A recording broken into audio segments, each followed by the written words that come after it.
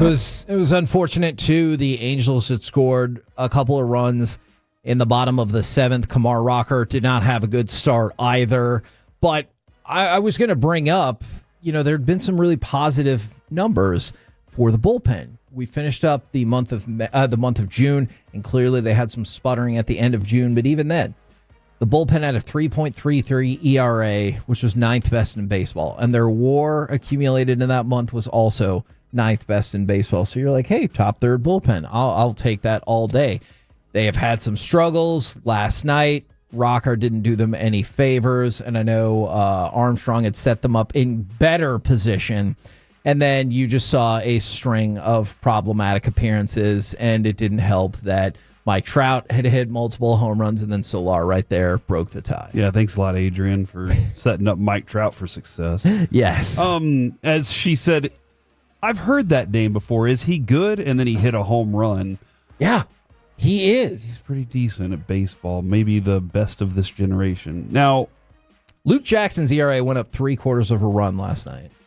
Okay, early in the season, there was like, oh, we could have been wrong about Luke Jackson. For sure. Were we wrong about Luke Jackson now? No, I mean, their bullpen's been good. Yeah. This bullpen, I think, was like ERA their fifth. Yeah. They've been good.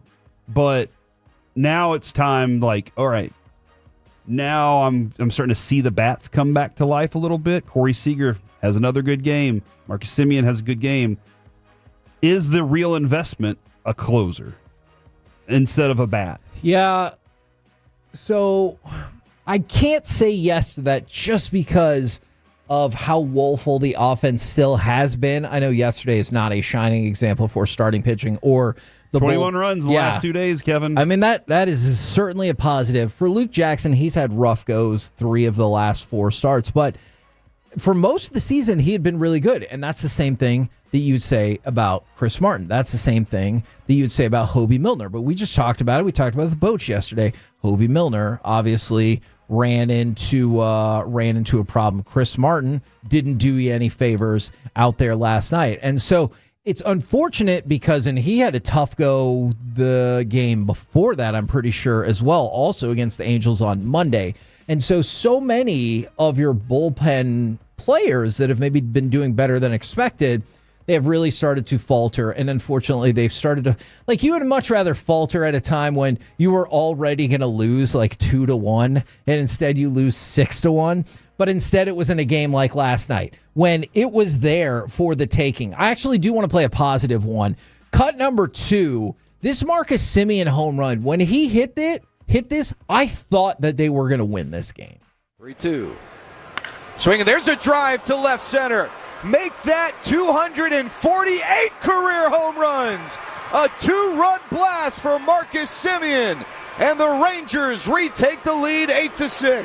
423-foot home run right there for Marcus Semien. But as we said, in the 7th and 8th, the Angels scored 5 runs. So Rangers lose again. Best they can do for this series is now with a split. So I was reading something from ESPN where, this is a staple of websites, radio shows, all that good stuff. Do you think this is a fair midseason grade for the Rangers? So I want to start it off by getting y'all's grade, because at this point, you'd have to win your last 4 games to finish above 500. So if you don't win your last 4 games, and honestly, what in the world would lead you to believe that that's going to happen? You're going to have a sub 500 record at the All-Star break. So what do you think is a fair grade for the Rangers in the first half? This is tough because the starting pitching's been good. Yes. I think somewhere in like the 79 range is C where plus-ish? Yeah, B Okay. minus, C plus, like, because the pitching's been that good. The hitting has had weird moments. Yeah. I'll give it somewhere in that range. I'm not as down as some people are, like where this team is, like, thinking the whole thing's bad. I gotcha. So I'll put it in the 79 range. All right, now I was fascinated to hear your grade before, Alec, but no pressure. Now I'm really fascinated. Oh no. I would say letter grade Give me a C+. Okay. And the plus is purely for the pitching. The offense has been so lackluster. This team is too talented to not be better than they are. So you guys might think this grade is unfair then.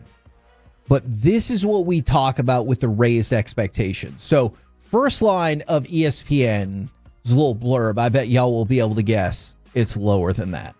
18 of our 28 voters picked the Rangers to win the AL West before the season.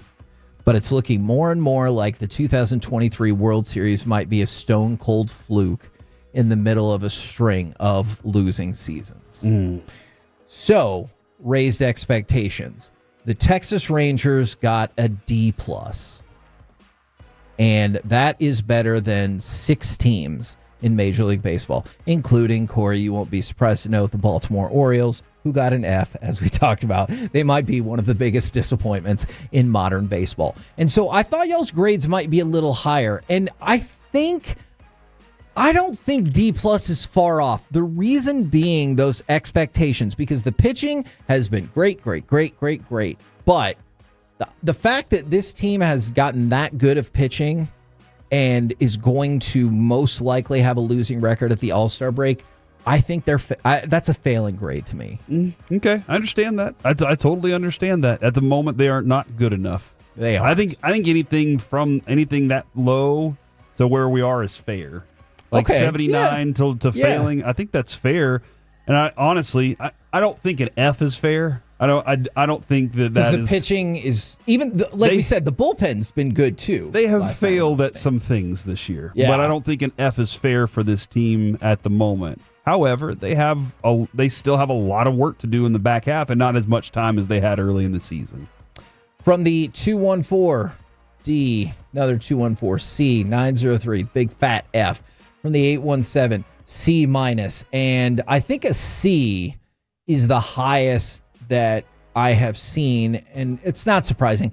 I wonder if the Rangers would have won yesterday with the offensive explosion again, and you would have been like back-to-back days, offense is picking it up. Like, I wonder... No, we would have gone, it's the Angels. No, not y'all. Yeah. I wonder if Rangers fans would have even taken, we're just searching for... It's very similar to me to, Schottenheimer sounds great in the press conferences. You're searching for something to be positive about, because otherwise this has been an S sandwich of a season, and I don't know. I like S sandwich. I think it's funny.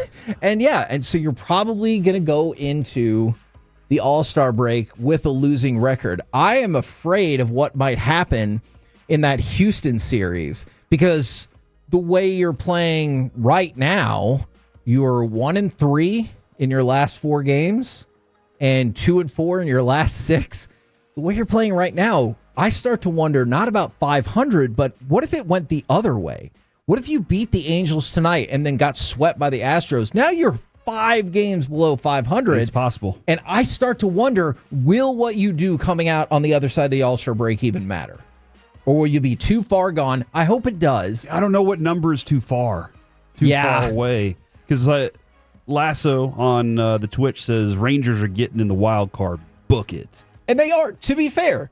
They're, especially with the expansion of the playoffs, this is what Major League Baseball wanted, and I get it. They're only 3.5 games out. So you know what's kind of funny about this whole thing, to your point? We all feel like this has been a crap season, yes? Yeah. You're 3.5 games out of the wild card. And as we just saw 2 seasons ago, you can win the World Series from the wild card. And that is what's tough to dismiss about this team, is you're still not that far away. And if you could get healthy pitching into the playoffs, I still think this looks like an overwhelming rotation to have to line up against, especially from a playoff perspective. Yeah, you can't have too much distance to where it's putting that kind of stress on you. Yes. If you want to establish yourself as a dominant team. But the Rangers do seem to like being, hey, we're going to hold you to the last second on this one. And so you guys brought this up and somebody else texted in. I wouldn't give them an F. So I agree, but it's tough when that's the level of, I wouldn't give them an F. I would fail them. Yeah. But it's somewhere near that. Yeah, and so that's disappointing. These last 4 games, I was about to say will tell us a lot. I don't think that's true, because there's been multiple times this season where I thought, oh, that run told us a lot. And then they immediately, Yeah, nothing's telling me anything. bounce back against it. From the 6-8-2, all we got to do is keep expanding the playoffs, and we're good. And I'm always a fan of just more playoff teams. Okay. Because playoff sports is the most fun. I want you to think about this for a second. Don't act like it's not. This is going to blow your mind. How many teams do you think they would have to expand the playoffs by this season for the Rangers to get in? 5? 8. I was going to say 10. I was like, that's It way needs to too be an many. even number because we're going to expand on both sides. So 4 National League teams, and then you would need 4 American League teams. Because even though you're 4 more, because even though you're only 3.5 games back, you're still behind the Royals, Twins, Angels, no matter how close it is. That's the tough part about this. You're playing the Angels now, but whenever you're not, hey, we won. Okay, well, I need the Royals, Twins, and Angels to lose to gain ground on all of them. From the 214, y'all are holding on to hope of back in and go on a run when y'all fail to accept the talent has regressed to the mean. And I think we pointed out that that is a reality.